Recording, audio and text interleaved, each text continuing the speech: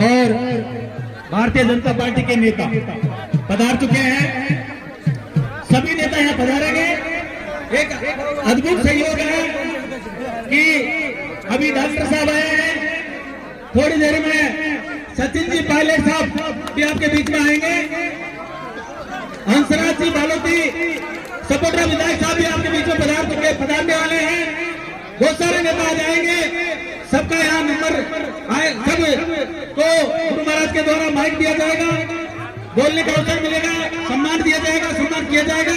तो मेरा निवेदन है कि मंच को थोड़ा खाली करवाया जाए और डॉक्टर साहब को जगह देके आप आराम से बैठवाए। देखिए सामने से अनावश्यक भीड़ नहीं करे भाई। माइक बैठो साहब आपके बीच में माइक के द्वारा बोलेंगे। पूरा जो हनुमान जी महाराज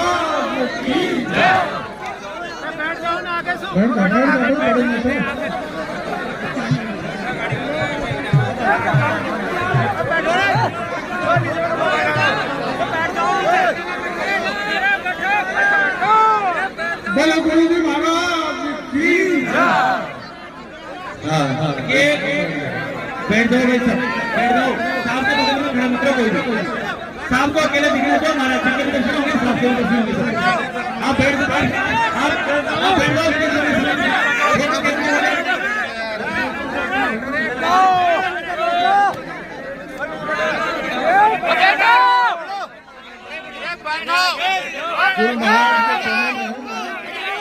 अरे मत बैठो, अभी लोकसभा के चुनाव आ रहे, खड़े हो जाओ, बैठा नहीं 1 घंटा लग जाएगा। ए बाबा खड़े हो जाओ, ये सवाई माधोपुर को बैठ के देखते हैं, खड़े हो जाओ।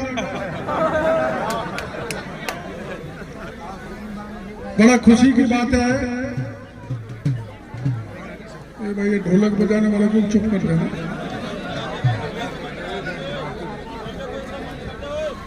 ये माता बहनों का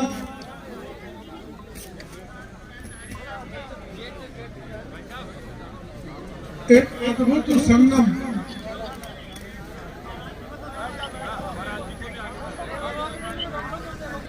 हर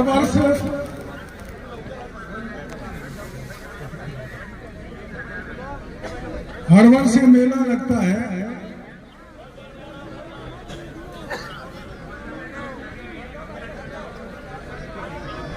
और इस मेले में तुम चुप रह जाओ, बैठा हल्ला कर रखा बैठ जाओ भाई।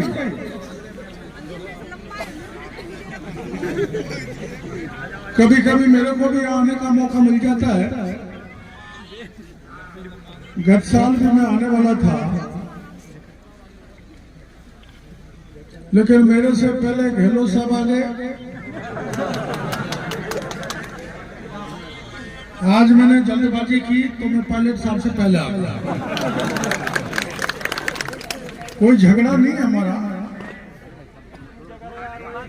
पर मैं 5 साल तक गहलोत साहब के खिलाफ सड़कों पर लड़ता रहा, तो थोड़ा आपस में आंख मिलाने में दिक्कत आती है। तो मेरे को महाराज ने टोका कि आपको न्योता दिया था, आप आए नहीं। और अभी 10 दिन पहले इंदिरा जी का फोन गया था मेरे पास कि मैं आपको न्योता देने के लिए आऊंगी। मेरे को आज तक न्योता देने के लिए नहीं पहुंची, तो मैं तो बिना न्योता ही आ गया। मैंने अभी इंदिरा जी को फोन किया था, इंदिरा जी कहाँ हो? तो जहाँ है वहाँ है, वो रहना भी चाहिए, उनके नेता आ रहे हैं। तो ये एक तरह से भक्तों का मेला है। और मैं बहुत पहले से इस स्थान पर आ रहा हूं। जब बड़े महाराज थे तब 1-2 बार तो रात में मुझे को यहाँ रुकने का मौका मिला। जो बगल में वो तलाई थी वो बहुत छोटी थी, उसमें कुछ काम तो ज्यादातर भक्तों ने कराया, पर कुछ मैंने भी कराया। और अभी स्थान बहुत बड़ा विशाल बन चुका है। मैं छोटे महाराज जी, शिवानंद जी, नित्यानंद जी, शिवानंद जी, हाँ बड़े वाले शिवानंद जी थे, ये नित्यानंद जी हैं। इनकी अगुवाई में इस स्थान का बहुत बड़ा विकास हो रहा है। और मेरे को ऐसा लगता है कि जैसे टोंक में जोधपुर का स्थान है, वैसा ये स्थान बनने के लिए जा रहा है। आप सब महाराज को साथ देते हैं, गुरु महाराज को इसमें सहयोग देना बहुत जरूरी है, क्योंकि संत तो फक्कड़ होता है। उनके पास पैसा कहां से आए, लक्ष्मी कहां से आए, धन कहां से आए। जब अपार जन सहयोग मिलता है तो बड़ा सा बड़ा कार्यक्रम सफल हो जाता है। अब अपार जन समूह 22 तारीख को राम मंदिर का उद्घाटन हो रहा है। अब यहां तो बाबा ने क्या तय किया मेरे को पता नहीं, लेकिन बालाजी के महंत ने मेरे को बुलाया है। वो 18 तारीख को 4 लाख किलो लड्डू देसी घी के अयोध्या को रवाना करेंगे। तो आप जाओगे तो वहां भी देसी घी का लड्डू आपको खाने को मिलेगा। और यहाँ भी माल देसी घी का ही होगा, प्योर देसी। हाँ, मिश्री मावा भी बनता है, जोरदार चटकारे से खाओगे आप। ये भाईचारा, ये प्रेम भाव, ये भक्ति का भाव। और ये नहीं है कि एक ही जाति आती है, सभी जाति धर्म के 36 कौम के लोग इस आश्रम पे आते हैं और ये विशाल भंडारे में अपने आप को सम्मिलित करते हैं। तो मैं भी यहाँ का एक छोटा सा भक्त हूं। मैं इस आश्रम पर जो भी जिस किसी प्रकार का गुरु जी महाराज मेरे को कहेंगे वो सहयोग देने के लिए तैयार मिलूंगा। आप मैं भी अब कुछ दिनों बाद बाबा जी बनने वाला हूं। मेरे को पूरे राजस्थान में बाबा बाबा कहते हैं, लेकिन इस बाबा में, नित्यानंद में, केवड़ीलाल में फर्क है। मेरे पास गोलमा है, ये ब्रह्मचारी है। तो मैंने भी मेरा आश्रम बनाना चालू कर दिया है। 5-6 साल से आश्रम का काम चल रहा है। मेरा आश्रम किस किस ने देखा है, जरा हाथ खड़ा करो। ये महिलाओं ने नहीं देखा। अभी वहां पर 47 फुट ऊंची महादेव की मूर्ति स्थापित करने जा रहे हैं, जिसमें 24 घंटे गंगा जल का प्रवाह होगा। महादेव जी की जटा होगा और वह विशाल मीन भगवान का मंदिर, बाकी देवी देवता जो सनातन परंपराएं जो हिंदू मानते हैं, उनकी स्थापना हम करने के लिए जा रहे हैं। 1-2 साल में जब वो पूरा हो जाएगा, जब मैं भी राजस्थान भर के भक्तों को बुलाऊंगा और उस दिन मैं भी बाबा का तिलक लगा के कपड़े पहन के मैं भी बाबा जी बन जाऊंगा। क्योंकि अब ज्यादा राजनीति में पूरा समय दे दिया, 72 साल का हो गया। ये तो अच्छा हो समाज माधोपुर वालों का, उन्होंने मेरी राज रख दी। तेरा पग पकड़ो रे माधोपुर, राखो राज करोड़ी को, राखो राज बुढ़ापा। ये सवाई माधोपुर के लोगों ने जवानी में भी मेरी लाज रखी। जब मैं 89 में लोकसभा का चुनाव लड़ने के लिए आया था तो सबसे ज्यादा वोटों से, इतने वोटों से कि देश में उस समय भारतीय जनता पार्टी का कोई भी नेता उतने वोटों से जीत के नहीं गया जितने वोटों से जिता के सवाई माधोपुर की जनता ने मेरे को भेजा। तो मैं आपका एहसान नहीं भूल सकता। और जब मैं बामनवास से लड़ा तो 2 ध्रुव एक हो गए। पुराने लोगों को पता है, उसको ज्यादा बताने की जरूरत नहीं है।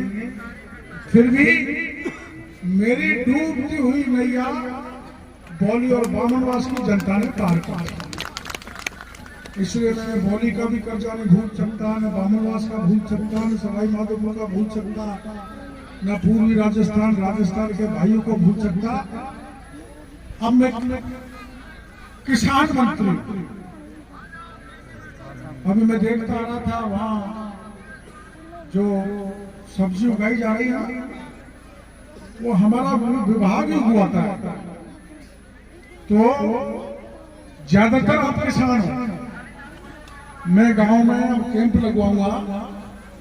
भारत सरकार और राजस्थान की सरकार की कौन कौन सी लाभकारी योजनाएं किसानों की हैं उनकी जानकारी आकर मेरे अधिकारी देंगे और मैं भी कैंप में आऊंगा और ज्यादा से ज्यादा किसानों को फायदा मिलना चाहिए। ये मेरे विभाग का जिम्मेदारी है। मैं गांव का हूं तो गांव का काम भी मेरे को संभाला दिया मुख्यमंत्री जी ने, किसान का काम भी मेरे को संभाला दिया। और कोई दुख दर्द पीड़ा में हो तो उसकी जन सुनवाई भी मैं करूंगा। हालांकि आप लोगों को तसल्ली नहीं है, तुम खुश नहीं हो, लेकिन मैं काम करके खुश कर दूंगा आपको। लाख में से भी सोना निकाल के आपके बीच में बांटूंगा। इस बात का भरोसा मैं आप लोगों को दूंगा। और ऐसा नहीं है, देखो वोट जब हम मांगते हैं तो घर घर दर्शन देते हैं। राम राम साहब वोट देना, जो कोई कहता है ये काम करा देना, ये भी करा देना और वो भी करा देना। सवाई माधोपुर के एक गांव में 2 लंडुए मिल गए, वो कहना मैं हमारी शादी करा देगा, मैं करा दूंगा, कराऊंगा। है वो एक 44 साल का, एक 38 साल का, लेकिन वादा किया तो पूरा करो। तो मैं जो वादा करता हूँ कोशिश करता हूँ वो पूरा हो। तो मैं आपके बीच में आऊंगा। वोट मांगने के लिए हम जनता के घर घर जाते हैं। मैंने ये तय किया है कि मैं राजस्थान की जनता के घर घर जाके मंत्री आपके द्वार कार्यक्रम रखूंगा और जनता के घर घर जाके जनता का काम करने की कोशिश करूंगा। आप मेरे को कभी पराया नहीं माने, मैं आपका पुराना साथी हूँ। आपने चुनाव में सदा साथ दिया और इस धार्मिक स्थल को विकसित करने का जिस किसी भी प्रकार का सहयोग मेरे को देना, गुरु महाराज कहेंगे, प्रबंधन कमेटी कहेगी, आप होगा उन्हें पूरा सहयोग देना और उसको अच्छा विकसित करने में मैं कंधा से कंधा मिलाकर आपके साथ रहूंगा। इन्हीं शब्दों के साथ सभी धर्म प्रेमियों का मैं बहुत बहुत आभार प्रदर्शन करना चाहता हूँ, धन्यवाद देना चाहता हूँ। राम राम। हेलो, मैं आदरणीय डॉक्टर किरोड़ी लाल मीणा साहब से निवेदन करना चाहता हूँ कि वो महाराज जी के पास में आए और एक महाराज जी की अर्जी है, वो अर्जी को आप स्वीकार करें। या एग्रीकल्चर कॉलेज खोलने के लिए महाराज जी का एक प्रार्थना पत्र है, उसको स्वीकार करें और एग्रीकल्चर खोलने की कृपा करें, क्योंकि ये एरिया पूरा है वो किसानों का एरिया है। इसलिए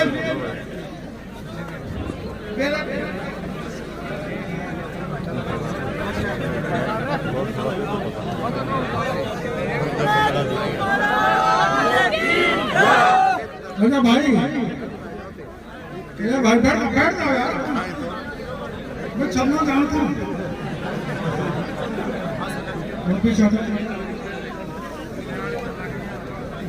तू हम उसके पीछे रहते। अरे तू खाकी है,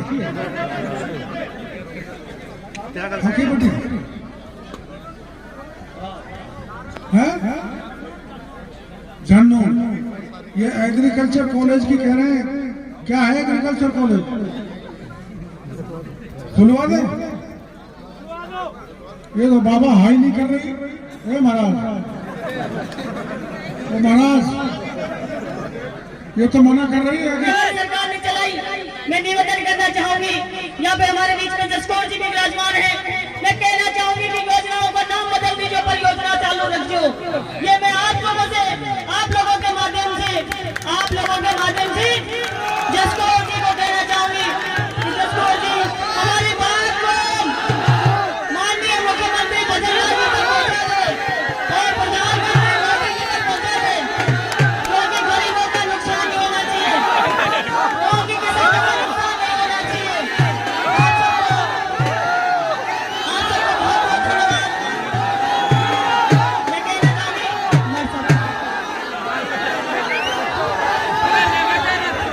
देखिए भाई साहब, युवाओं से देखिए सबसे निवेदन है, रुको भाई, आप बिल्कुल अपने सब जिम्मेवार करेंगे। अब मैं निवेदन करता हूँ श्रीमान घनश्याम जी दयाल साहब से कि अपना कम समय में भाषण दे, उद्बोधन दे। शिवानंद जी महाराज के चरणों में प्रणाम करता हूँ।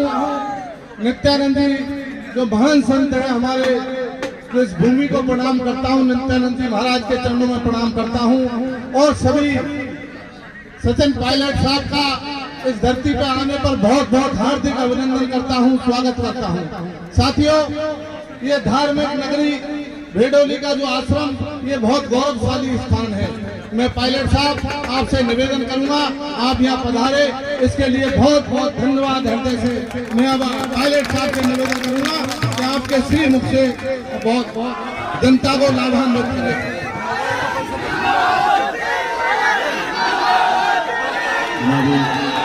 विधायक इंदिरा मीणा जी, हमारे विधायक घनश्याम नायर साहब, हमारी सांसद महोदया स्कॉर मीणा जी, रामनारायण मीणा साहब, वेद सोलंकी जी, आदरणीय महाराज के आज हम सब ने दर्शन किए और इस अवसर पर इतनी बड़ी तादाद में आप लोग आए हो, ये इस बात का प्रतीक है कि यहाँ की धरती, यहाँ की जमीन, आपकी आस्था और विश्वास कितना कायम है। मुझे यहाँ पर पहले भी आने का मौका मिला और आज मैं आ रहा था जयपुर से, लेकिन मुझे आने बहुत देर हुई।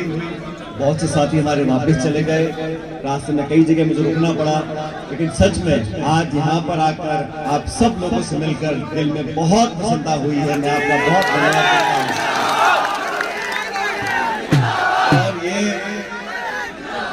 16वीं बार इस कार्यक्रम को आयोजित किया जा रहा है। यहाँ पर मुझे पहले भी आने का मौका मिला, आज दोबारा आया हूँ। और जो हमारे संत पुरुष हैं देश में, समाज में, जिन लोगों ने अपनी त्याग तपस्या से लोगों में अच्छी भावना फैलाने का काम किया है, हम उनके बहुत कृतज्ञ हैं। मैं उम्मीद करता हूं कि आने वाला समय हम सबके लिए कल्याणकारी हो और ये जो भाईचारा है, ये जो प्यार, प्रेम, मोहब्बत, सद्भावना, त्याग, समर्पण, एक दूसरे के प्रति लगाव, ये हमारे समाज की सबसे बड़ी पूंजी है। सभी नौजवानों से कहना चाहता हूँ कि ये जो संस्कार हमारे हैं इस धरती में, इस मिट्टी में, इस प्रदेश में, हमारे परिवार में, हमारे पूर्वजों ने जो संस्कार हमको दिए हैं, उस रास्ते पर हमको चलना है। समाज बदलता है, समय बदलता है, लेकिन जो हमारी मूल भावना है एक दूसरे को मदद करने की, मान सम्मान करने की, परिवार में भाईचारा पैदा करने की, संत महात्माओं के त्याग को समर्पण कर उनकी सेवा करने की, इन भावनाओं को प्रोत्साहित करना चाहिए। और आप सब जानते हो इस क्षेत्र से, इस पूरे छत्तीसगढ़ के आप सब लोगों ने हमें हमेशा से आशीर्वाद दिया है और मैं आपको आश्वस्त करता हूं, आपके हर काम में, हर मांग में कंधे से कंधा मिलाकर आपके साथ हम खड़े रहेंगे। इस बात का ध्यान रखना। आज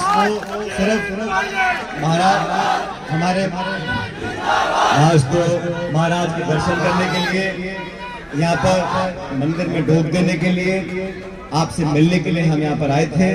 ये मंच सिर्फ एक सामाजिक मंच है, इस पे राजनीतिक बात बोलनी नहीं चाहिए। लेकिन इतना मैं जरूर आप लोगों से बोलना चाहता हूँ कि समय कैसा भी हो, अच्छा हो बुरा हो, राजनीति में उतार है चढ़ावा है, हमारा आपका रिश्ता अटूट था, अटूट है और अटूट रहे।